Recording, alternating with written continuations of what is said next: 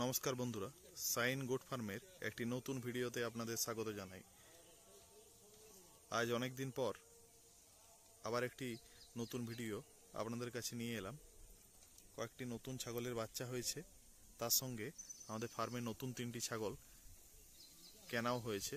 যেমন ধরুন এই যে সামনের কালো ছাগলটি দেখছেন,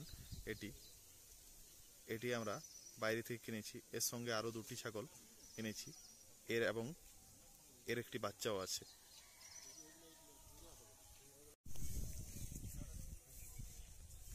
যে নেপিয়ার গাছগুলি আমরা শিকড় সমেত চারা বসিয়েছিলাম, সেগুলোর ফলন দেখুন।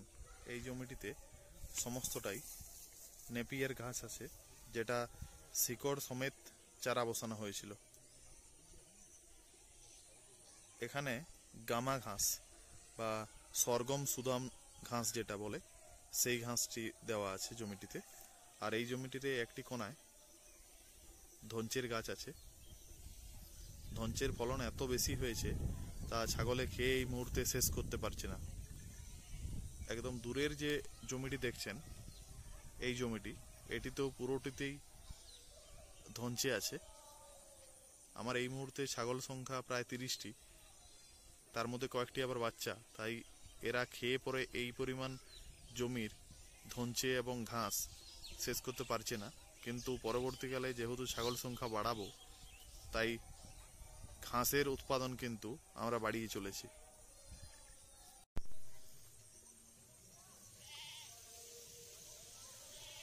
ধনচের ফলন দেখুন, হাইট প্রায় 7 থেকে 8 ফুটের মতো। আর এখানে বীজ থেকে তৈরি নেপিয়ার ঘাস, হাইট প্রায় দুটোই সমান।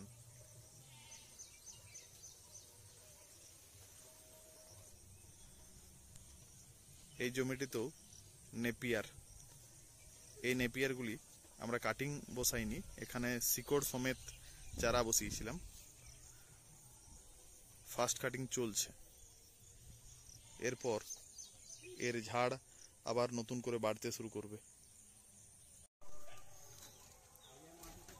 আপনাদের সব ছাগলগুলিকে দেখাচ্ছি।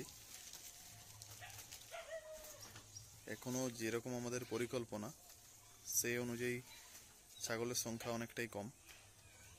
মোট 30টির মতো ছাগল আছে, বড় বাচ্চা মিলিয়ে। এরপর আমরা যেহেতু ঘাস আমাদের তৈরি হয়ে গেছে, তার জন্য দ্রুত ছাগল বাড়াচ্ছি। কিছু পুরনো খামারি যাদের আমাদের পরিচিত আছে, তাদের কাছ থেকে ছাগল নিয়ে ছাগল সংখ্যা বাড়াচ্ছি। এই সপ্তাহে 3টি ছাগল নিয়ে আসা হয়েছে।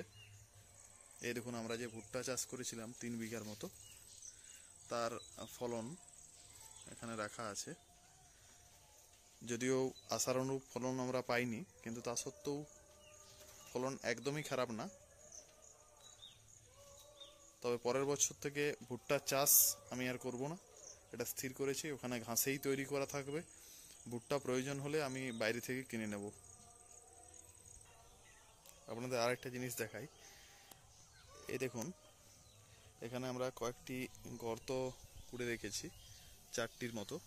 আমাদের এই ঘরটির টোটাল লেন্থ আছে, দৈর্ঘ্য হচ্ছে 48 ফুট।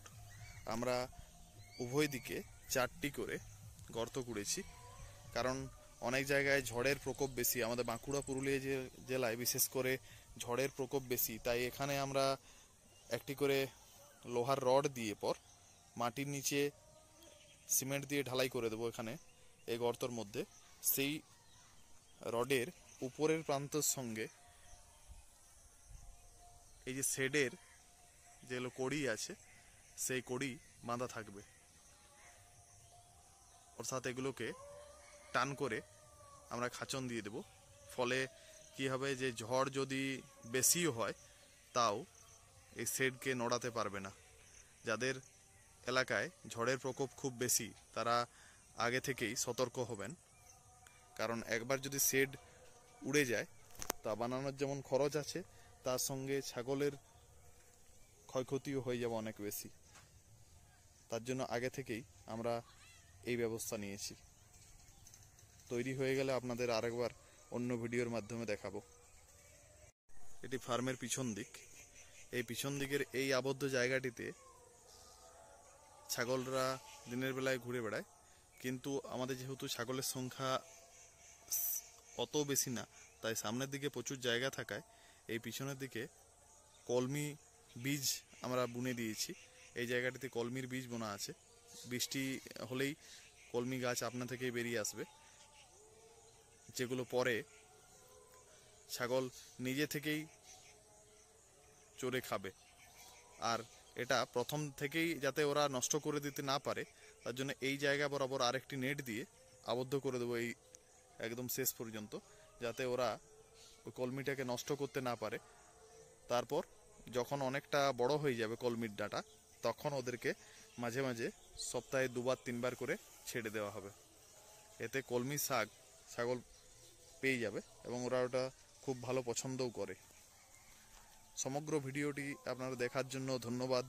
যদি ভিডিওটি ভালো লেগে থাকে তাহলে চ্যানেলটি সাবস্ক্রাইব করবেন। সবাই ভালো থাকবেন। বন্দে মাতরম। ভারত মাতা কি জয়।